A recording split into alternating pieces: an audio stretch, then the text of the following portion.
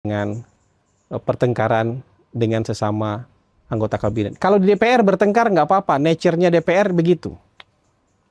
Karena itu memang warung tempat orang ngobrol, adu debat, adu urat saraf, adu urat leher. Kalau mau bertengkar di DPR politik itu nature-nya seperti itu. Tapi kalau pemerintah itu kan komando. Pemerintah itu harus solid. Lagi rame nih Bang, soal gaya komunikasi Pak Purbaya terlihat sangat frontal dan tidak seperti pejabat lain. Bang Hasan ngelihatnya seperti apa?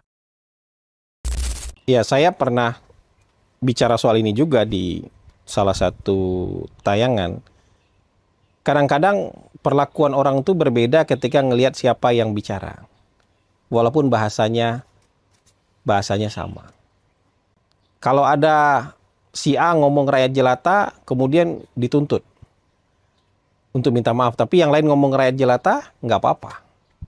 Itu pernah terjadi. Atau suasana perasaan masyarakat itu juga menentukan gaya komunikasi yang diterima pada saat itu. Orang juga menentukan. Saya nggak kebayang kalau misalnya gayanya Pak Purbaya ini misalnya dipraktekkan oleh menteri lain misalnya.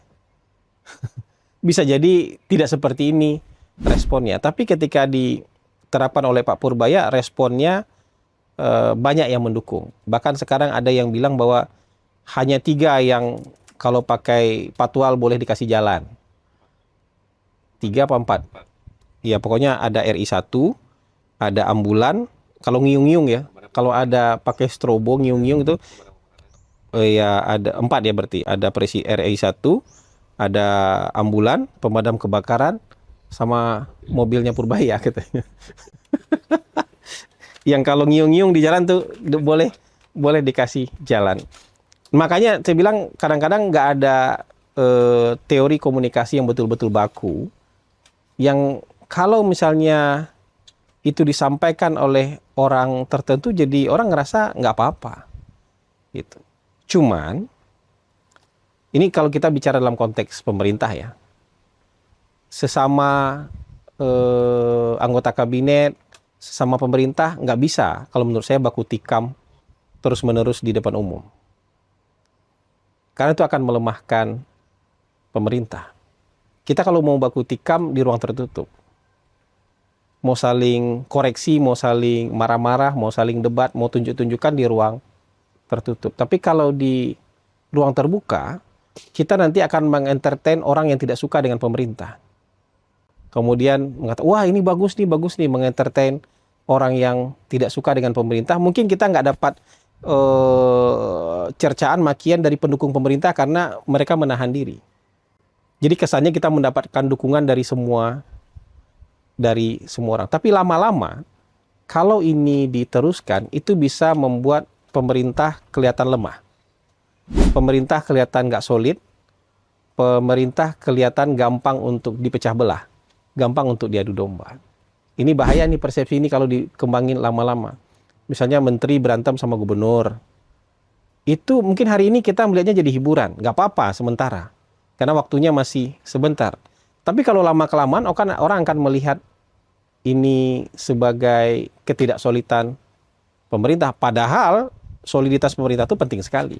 Konsolidasi kekuasaan itu penting sekali. Jadi nggak bisa berlarut-larut kayak gitu. Maksudnya kalau ceplas-ceplosnya mengenai atau kelugasan itu mengenai kebijakan dan lain-lain nggak apa-apa.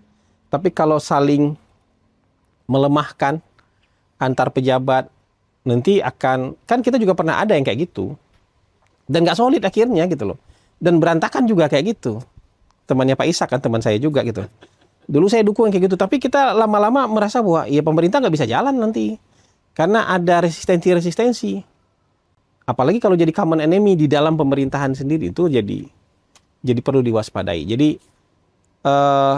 saya ngerasa beliau harusnya nanti sadar dan kemudian menahan diri untuk kemudian tidak saling silang sengketa dengan sesama pemerintah di ruang publik. Kalau mau silang sengketa kita di dalam aja.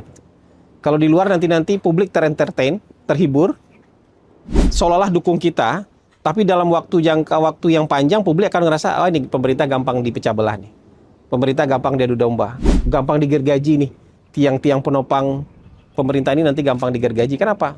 supply aja ke Pak Purbaya terus, interview aja dia terus gitu. Hari ini si A kena setrum, besok si B kena sengat, besok si C kena bakar gitu. Besok si D kena setrap gitu ya. Tapi kan kalau lama-lama dibiarkan kayak gitu, nah pemerintah ini akan saling baku tikam satu sama lain kan di depan publik. Akan memperlihatkan itu. Jadi ya ada plus minus.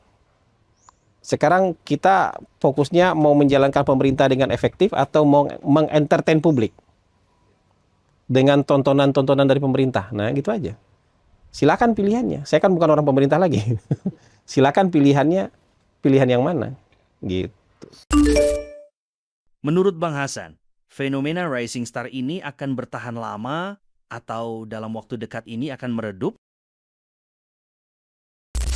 Gini, ini mungkin biar mudah ya. Kalau saya dulu di kantor komunikasi, itu yang dituntut omon-omonnya, bukan kerjanya. Karena kerjaan kita ngomong, kita nggak ada produknya. Tapi kalau menteri lain, di ujungnya, masyarakat akan melihat hasil kerjanya, bukan omongannya. Hasil kerjanya terbukti apa enggak. Beda ini, kan ada memang yang posisinya, sekarang kan misalnya kepala Bakom misalnya, atau siapa gitu, atau kepala KSP misalnya. Memang tugasnya nanti menyampaikan apa yang perlu diketahui oleh publik misalnya. Tapi kalau menteri-menteri, orang akan melihat hasil kerjanya, di ujungnya orang akan melihat hasil kerjanya. Jadi walaupun kita berusaha untuk menghibur dengan kata-kata kelugasan yang kemudian mengentertain publik ini, lama-lama kan orang akan lihat, Pak, hari ini saya minta butuh buktinya. Kita butuh hasilnya sekarang. Hasilnya mana gitu. Ujungnya kan orang akan berhadapan dengan kenyataan. Misalnya kan gitu, Pak, janjinya begini, ya kita tuntut hasilnya begini gitu. Bukan omongannya lagi yang kita minta gitu, tapi hasilnya bisa kita rasakan. Jadi saya yakin di ujungnya nanti ini mungkin entertain sesaat aja. 2 bulan lagi, 3 bulan lagi masyarakat akan menagih hasilnya Pak gitu. Jangan diomongin lagi Pak, hasilnya Pak mana gitu. Orang akan sampai di titik itu. Gitu. Kalau dilanjutkan dengan hanya seperti itu, ngomong-ngomong seperti itu, ya masyarakat mungkin akan nanti menagih hasil gitu. Pak berhenti dong Pak ngomong gitu. Kami butuh hasil sekarang Pak gitu. Bisa begitu nanti itu publik gitu. Gitu. Nah itu baru akal sehat gitu. Menurut Bang Hasan, gaya komunikasi Pak Purbaya ini by design oleh pemerintah atau benar-benar organik? Nah, menurut saya ini aslinya beliau begitu. Aslinya beliau begitu, sempat di hari pertama kontroversi, tapi besoknya jadi menghibur gitu. Dan masyarakat kita juga mungkin nggak tahu ya, mungkin tiba-tiba butuh hiburan gitu. Jadi sekarang mengentertain ini publik lah, persepsi publik. Tapi lagi-lagi itu yang saya bilang, setelah beberapa bulan nanti yang ditagih itu bukan lagi pernyataan. Yang ditagih itu nanti pasti hasil kerjaan. Itu bedanya di situ. Tapi kalau kepala Bakom misalnya atau kepala komunikasi yang ditagih itu statementnya gitu. Yang ditagih itu statementnya, keterangannya dikata. Tapi kalau nanti kalau pejabat-pejabat lain pasti yang ditagih itu hasilnya, bukan lagi pernyataannya. Gitu. Ada kemungkinan nggak pemerintah mempertahankan gaya komunikasi Pak Purbaya ini untuk menarik simpati publik pasca kerusuhan kemarin? Iya nggak apa-apa, secara sesaat menurut saya sih bagus-bagus saja ini. Dan kalau ini kemudian pemerintah sekarang mendapatkan keuntungan dengan gaya beliau yang asik seperti itu, ya kita anggaplah ini kan bagus juga untuk menenangkan situasi, untuk bikin situasi jadi cair, jadi rileks, jadi ada ketawa-ketawanya gitu. Walaupun itu yang saya bilang, kalau jangka panjang, setiap hari nyetrum orang, ya itu kayaknya nanti akan ada backfire lama-lama, backfire. Karena semua orang sudah disetrum gitu loh. Dan yang disetrum ini mungkin nanti akan melakukan fight back. Gitu. Sekarang aja kan Gubernur Jawa Barat fight back. Nanti gubernur mana lagi fight back. Nanti takutnya menteri mana lagi juga fight back. Nah, di hadapan publik akan kelihatan bahwa pemerintah tidak solid. Dan yang perlu dipahami bahwa pemerintah ini nggak bisa pinter-pinter sendiri. Ini kan kerjasama nih. Pemerintah ini kayak pasukan semut yang dikasih dikasih makanan tapi di depannya dikasih obstacle. Itu mereka susah tuh, tapi mereka kerjasama itu. akhirnya semut ini bisa membawa makanan yang besar ini melewati obstacle itu. Itu kalau ada 1 atau 2 aja tuh semut yang sok-sok pintar sendiri itu bubar itu pasukan. Nggak jadi diangkut itu. Makanan besar itu nggak jadi diangkut ke sarang mereka gitu loh. Jadi ini karena mereka kerjasama. Jadi kita punya fungsi masing-masing, kita punya posisi masing-masing. Yang diperlukan itu koordinasi. Yang diperlukan itu kerjasama di bawah satu pimpinan yang solid.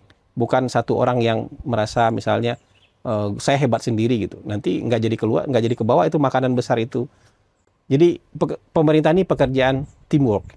Jadi bukan pekerjaan satu orang superhero. Itu yang selalu ditekankan oleh Presiden Prabowo. Kita ini kesebelasan. Dan semua sama pentingnya. Kebetulan saya sebagai kapten tim kesebelasan itu kata-katanya Presiden Prabowo. Beliau pun menyadari bahwa ini harus bekerja sama-sama dan merangkul sebanyak mungkin orang untuk jadi pemain di lapangan nih. Talent-talent terbaik harus dimasukkan ke lapangan supaya jadi pemain yang supaya jadi sebuah tim yang solid. Jadi bukan satu orang jago sendiri itu nggak bisa, pasti nggak bisa. Dalam bernegara pasti nggak bisa. Apakah gaya komunikasi Menkeu Pak Purbaya yang ngegas pejabat lain dapat diframing oleh anti pemerintah bahwa pemerintah tidak solid? Ya itu yang saya bilang, bahwa dalam jangka waktu tertentu orang tidak akan lagi menagih pernyataan. Orang akan menagih hasil kerja. Dalam jangka waktu tertentu, orang akan melihat juga awalnya ini hiburan, tapi setelah beberapa bulan orang akan melihat ini sebagai ketidaksolidan pemerintah kalau terus-menerus seperti itu. Kalau setiap hari ada yang kena setrum, ada yang kena sundut, ada yang kena setrap, ada yang kena macam-macam lah. Itu kan orang akan ngeliat, wah nanti si A yang kena setrum dikomporin. Wah ini begini-begini, dikasihlah gosip dan kelemahan tentang si yang lain. Ya artinya pemerintah ada divide et impera terhadap pemerintah nanti kalau misalnya ini kemudian dibuka terus-menerus ke publik. Proses nyetrum ini dibuka terus ke publik, itu pasti persepsi publik akan berubah terhadap pemerintah secara keseluruhan. Gitu. Jadi mengentertain publik itu dengan hiburan aja menurut saya. Jangan dengan perkelahian antar anggota kabinet. Jangan dengan perkelahian antar menteri di pusat dengan gubernur di daerah. Gitu. Mengentertainnya dengan hiburan aja, kita bikin konser, kita bikin event, bikin olahraga, bikin festival, itu aja untuk mengentertain publik. Tapi jangan kita entertain dengan pertengkaran dengan sesama anggota kabinet. Kalau di DPR bertengkar nggak apa-apa, nature-nya DPR begitu. Karena itu memang warung tempat orang ngobrol, adu debat, adu urat saraf, adu urat leher. Kalau mau bertengkar di DPR, politik itu nature-nya seperti itu. Tapi kalau pemerintah itu kan komando. Pemerintah itu harus solid. Harus bisa digerakkan dengan efektif. Gitu. Kalau semuanya bisa berdebat, ketika ada sesuatu yang tidak benar, kita suarakan. Ya bagaimana semua terangin dia sedumu ini? Ini manusia pecundang yang sangat merugikan bangsa kita ini. Saatnya jadi member eksklusif di channel YouTube Official iNews. Tantang lagi para tambah sumpah di atas Al-Quran. Dia pengen masuk TV. Konten premium yang tidak tayang di TV. Live interaction. Halo pemirsa iNews, ini baru selesai. Emoji dan badge spesial. Reakses konten pilihan. Klik YouTube Official iNews. Join member hanya Rp10.000 per bulan.